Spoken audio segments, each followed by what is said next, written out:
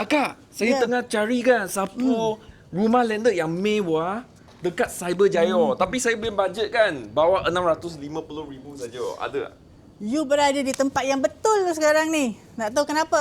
Aha, sebab inilah dia. Oh, ya ke? Ini nampak ah. cantik tak? Cantik. Kalau you tak percaya, kita masuk dalam.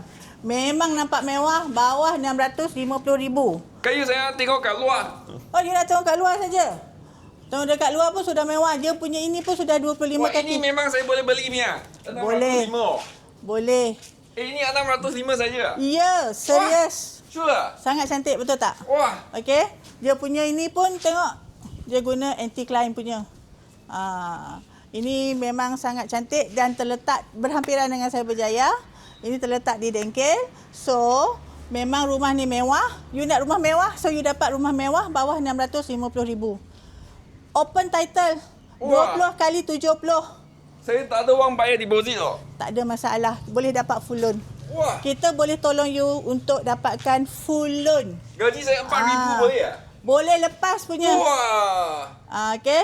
Dan boleh join loan juga. Ini sure lah.